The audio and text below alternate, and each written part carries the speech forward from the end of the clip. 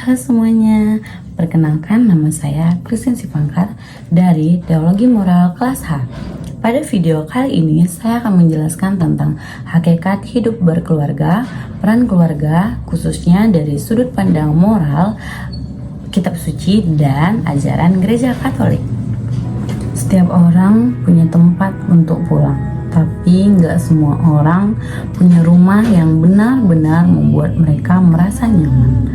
Kadang kita pikir keluarga itu ya biasa saja, tapi kalau kita kehilangan, kita baru sadar betapa berharganya mereka.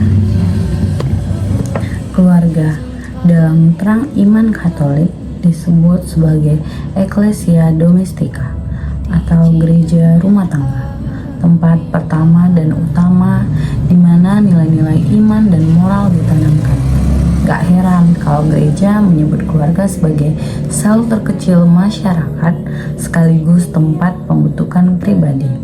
Di keluarga, kita belajar mencintai tanpa syarat, belajar sabar dan belajar mengampuni.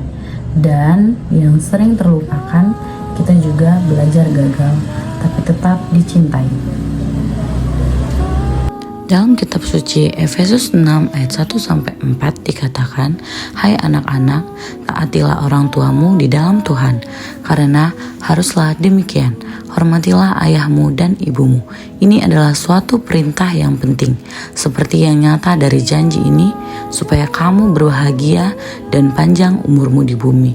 Dan kamu bapak-bapak, janganlah bangkitkan amarah di dalam hati anak-anakmu, tetapi didiklah mereka di dalam ajaran dan nasihat Tuhan." Ayat tersebut sederhana, tetapi memiliki makna yang dalam, karena di balik kata taat ada kata didik dengan kasih.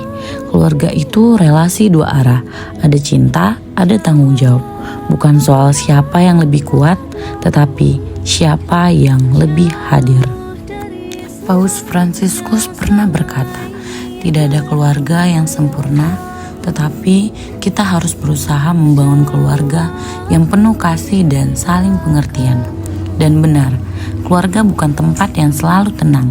Kadang ada luka, kadang ada diam, tapi justru disitulah cinta diuji. Bukan di momen yang mudah, tapi dalam pilihan untuk tetap bertahan, saling memahami dan terus mencintai.